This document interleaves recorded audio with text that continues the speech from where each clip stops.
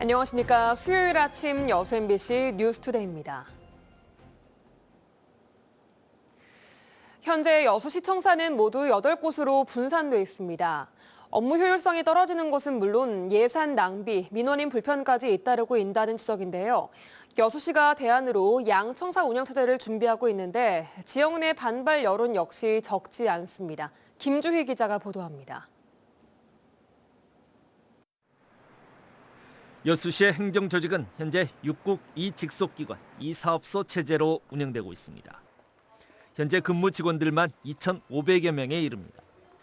하지만 지난 1998년 3여 시군의 행정통합 이후 통합청사로 사용되고 있는 현 여수시 본청사는 21개 부서 900여 명이 근무하는 데 그치고 있습니다. 현재 여수시 본청사 면적이 9천여 제곱미터로 적정 면적의 40% 수준에 그치고 있기 때문입니다. 나머지 여수시 직원들은 부서별로 6청사와 9보건소, 국동임시별관 등 7개 임시청사로 분산 근무 중입니다. 시청사가 8개로 분산 운영되다 보니 업무 효율성이 떨어지는 것은 물론 해마다 40억여 원이 넘는 유지관리 비용이 혈세로 낭비되고 있습니다. 민원인들의 불편 역시 이만저만이 아닙니다. 이에 따라 여수시는 민선 8기 들어 시청사를 현 여수시청사와 6청사 2곳으로 하는 양청사 체제로 새롭게 전환하기 위해 관련 용역을 추진하고 있습니다. 용역은 저희가 일단 그냥 계획상으로는 12월 24일까지고요. 이제 별다른 중간에 별다른 이변이 없으면 그대로 추진할 거고 중간에 어떤 또 용역 내가 과업이 추가되거나 이러면 변경될 수도 있고 그렇습니다. 하지만 여수시의회 일부 의원들을 중심으로 곧바로 반대 목소리가 확산하고 있습니다. 지난 여수시의회 225회 정례회 시정질에서 강재현 의원은 양청사 운영체제 계획에 대해 강한 우려감을 표시했습니다. 3여 통합 정신의 실천을 위해서라도 단일 청사체제가 반드시 필요하다는 겁니다. 지금 여수시 인구는 자꾸만 줄어들고 여러 가지로 어려운 불편이 있습니다. 그런데 좁은 여수에서 청사를 양분화시켜서 한다는 것은 여수 미래를 두 갈래로 갈라놓자는 것밖에 안 된다고 생각합니다. 그래서 청사는 하나로 해서 여수 발전을 가져가야 한다고 생각합니다. 여수권과 여청권으로 극명하게 나뉘어버린 민심에 지역 정치권의 셈법까지 더해지면서 수년째 표류해오고 있는 여수시의 청사통합. 민선 8기 여수시가 양청사 체제로의 운영체제 전환 시도가 오랜 수건 사업의 현실적 대안으로 지역사회 내 추진 동력을 얻을 수 있을지 주목됩니다. MBC 뉴스 김주희입니다. 화물연대 파업이 14일째 이어지고 있는 가운데 광양항 주변에 자리한 농성 천막이 철거되고 화물차가 빠지는 등 운송 재개 움직임이 나타나고 있습니다. 항만공사와 경찰 등에 따르면 현재 광양항 진출입에는 별다른 방해가 없는 상황으로 평소 35% 수준의 화물 운송이 이루어지고 있습니다. 다만 화물연대 전남본부는 파업 철회는 아니라고 선을 그었습니다. 화물 운송이 다시 시작된 가운데 어제 오전 기준 광양항의 컨테이너 장치율은 67.7%로 파업 시작 후 최고치를 기록하는 등 물류 차질은 이어지고 있습니다. 사회적 거리두기 해제 이후 전남의 대표 봄축제인 광양 매화축제가 4년 만에 다시 열립니다. 그동안 지적되어 온 여러 한계를 극복하기 위해 민간인 총감독 체제와 일부 시설에 대한 유료화 등이 도입될 것으로 보입니다. 문형철 기자입니다. 매년 남녘의 봄 소식을 알려왔던 광양 매화축제. 코로나19 사태로 2020년부터 행사가 중단됐다가 사회적 거리두기가 해제되면서 내년 3월 4년 만에 다시 열립니다. 지자체의 가장 큰 고민은 기대에 미치지 못하는 파급 효과입니다. 매년 100만 명 이상이 축제장을 찾지만 체류형 관광이나 지역경제 활성화로 이어지지 못하고 있기 때문입니다. 매화축제만의 차별화된 프로그램이 부족하다는 것도 오래전부터 지적되어 온 한계입니다. 오신 분들이 그 꽃 구경으로 그냥 바로 이렇게 스쳐가는 그런 행사가 되더라고요. 그래서 계속해서 덥선거 아니라 새로운 컨텐츠를 개발하자.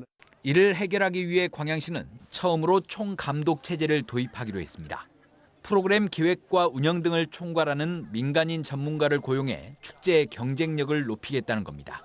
이와 함께 시설이나 프로그램 이용료를 받는 대신 이용요금의 일부를 지역 상품권으로 돌려주어 경제적 파급 효과를 높이는 방안과 축제를 지역 곳곳에서 분산해 개최하는 방법도 유력하게 검토되고 있습니다. 4년 만에 개최되다 보니까 이제 기대가 크거든요. 유료전 운영 그리고 지역 상품권 발급 등으로 업그레이드해서 광양시는 지난 5월에 이어 이번 달에도 전문가 컨설팅을 진행한 뒤 축제위원회를 열어 매화 축제의 변화를 위한 구체적인 실행 방안을 논의할 계획입니다. MBC 뉴스 문형철입니다. 전남 지역에 고병원성 AI 발생이 잇따르고 있는 가운데 인체 감염에 대한 주의가 당부되고 있습니다. 방역당국은 조류 인플루엔자 인체 감염증은 AI 바이러스와 접촉으로 발생하는 급성 호흡기 감염병으로 발열과 기침, 호흡 곤란 등의 증상이 나타난다고 밝혔습니다. 방역당국은 철새 도래지 방문 자제와 AI 발생 지역 방문 시 철저한 소독을 당부했습니다. 여수시가 올해 가장 큰 시정 성과로 선소대교 개통을 꼽았습니다. 여수시는 지난달 23일부터 30일까지 시민 1,600여 명과 공무원 1,180여 명이 참여한 가운데 우수시책 온라인 설문조사를 실시한 결과 남해안 거점도시 미향 여수의 발판이 된 선소대교 개통이 가장 큰 시정 성과로 선정됐다고 밝혔습니다.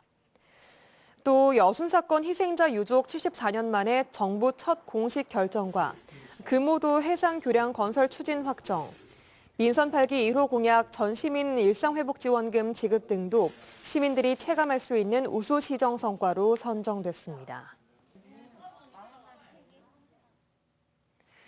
전라남도 교육청이 2023년을 전남교육 대전환의 원년으로 선포했습니다. 새로운 교육 정책을 추진하겠다며 대대적인 계획을 발표했지만 막상 새로운 내용은 그리 많지 않았습니다. 박종호 기자가 보도합니다. 주민 직선 4기 전라남도 교육청이 2023년을 전남교육 대전환의 원년으로 선포했습니다. 공부하는 학교와 미래교육 등 4대 교육 지표와 3대 대전환 과제, 15개의 중점 과제 등을 통해 정책을 본격적으로 추진하겠다는 겁니다. 전남교육청이 발표한 3대 대전환 과제는 맞춤형 학력 향상과 전남형 교육 자치, 공감과 배려의 학교 문화 조성입니다. 대전환은 기본으로 돌아가는 데 길이 있다고 생각합니다. 학생들의 미래 역량을 기르는 일에 우리가 먼저 더 준비하고 더 먼저 시작해야 한다고 생각을 합니다. 하지만 세부적인 내용을 살펴보면 기존의 사업을 확대하거나 일부 수정한 사업이 대다수였습니다. 새롭게 신설하겠다는 학교지원센터 맞춤형 학교지원 강화는 지난 2020년부터 추진되고 있는 사업이고 민주시민 토론학교 운영도 3년 전부터 했던 사업에 해외 교육을 추가했을 뿐입니다. 정교조에서 보기에는 크게 대전환이라고 할 만한 큰 변화의 내용은 사실 잘 보이진 않았습니다. 일부 개선한 것은 좀 보이나 큰 틀에 있어서는 큰 변화가 좀 보이지 않는다는 것에서 다소 좀 아쉬운 부분이 있습니다. 김대중 교육감호가 출범 6개월이 됐지만 역점 교육 사업들은 아직도 제자리를 잡지 못하고 있습니다. 학생 교육수당은 전남 22개 시군 가운데 16개 지역만 대상지로 정해지면서 나머지 지자체에서 잡음이 나오고 있습니다. 또 지자체와 사전 협의와 협력이 부족해 가칭 전남교육수련원 설립 예산 200억여 원이 전액 도의회에서 삭감돼 사업 추진이 어렵게 됐습니다. 혁신과 변화를 꾀하겠다는 전남교육 대전환 계획, 말뿐에 그치지 않기를 도민들은 지켜보고 있습니다. MBC 뉴스 박종호입니다. 청소년들이 배달업에 뛰어들고 있습니다. 아르바이트를 경험해보고 싶어서, 생활비가 필요해서, 용돈을 벌고 싶어서 등등 이유는 다양한데요. 중요한 건 안전입니다. 위험을 최소화시켜줄 장치들이 워낙 허술해서 대책이 필요해 보입니다. 이다현 기자가 취재했습니다. 도로 위를 질주하며 배달 음식을 나르는 라이더들. 이들 가운데는 아직 성인이 되지 않은 청소년들도 있습니다. 알바할 거 찾다가 오토바이 알바가 있으니까 배달 시작하게 됐어요. 하루하루 버는 만큼 딱 하루하루 쓰는 양이 딱 맞아서 이렇게 딱 편한 것 같아요. 배달 노동에 뛰어드는 청소년은 늘어나는 추세입니다. 광주 지역 청소년들의 음식 배달 노동 참가율은 지난 2017년 0.6%에서 2020년 3.8%로 뛰었습니다. 코로나19의 영향으로 배달 시장 규모가 커지면서 청소년 라이더는 더 많아졌을 것으로 추정됩니다. 문제는 안전입니다. 광주시 청소년노동인권센터가 관련 법상 청소년에 속하는 만 15세에서 24세 라이더 52명을 조사한 결과 2명 중 1명꼴로 사고 경험이 있는 것으로 나타났습니다. 업계 관행은 사고 위험을 더 키우고 있습니다. 면허가 없다고 알렸지만 사장이 괜찮다고 했다. 방과 후부터 새벽까지 일반적인 법정 근로시간보다 많이 일한다는 경험담이 쏟아지고 보호장구를 안 쓰는 경우가 다반사, 착용 여부를 점검하는 설문은 형식적으로만 존재합니다. 무면허여도 사업주가 그냥 프로그램 이렇게 깔아주고 그리고 회원가입해서 아이디 등록만 해주면 이제 기사로 활동이 가능해요. 거기에 있어서 이렇게 제약하는 어떤 제도가 없기 때문에 위험에 무방비로 노출돼 있는데 알맞은 보험에 가입하지 않은 비율은 드러난 사례만 해도 최소 20%인 것으로 파악됐습니다. 미성년자의 이륜차 유상운송보험료가 1년에 1,000만 원을 훌쩍 넘기다 보니 부담할 엄두를 내지 못하는 겁니다. 사고가 나도 제대로 된 지원조차 받지 못한 채 끙끙 앓는 경우가 발생합니다. 그런 10대들이 거의 대부분이죠. 그 보험료 때문에 그래요. 그러니까 본인도 안전하게 타고 싶죠. 근데 감당을 못하니까. 지속적인 실태 파악과 감독을 통해 청소년 배달 노동자들을 사회적으로 보호해야 한다는 지적이 나옵니다. 사실상 청소년을 지원하거나 이런 보호할 수 있는 법적, 제도적인 장치들이 전혀 없는 상황이거든요. 갈수록 많은 청소년들이 배달 노동을 하는 현실에 맞게 관계기관의 대책 마련이 필요합니다. MBC 뉴스 이다현입니다. 전라남도가 내년부터 5년 동안 140억 원을 투자해 빈집 1만 동을 정비합니다.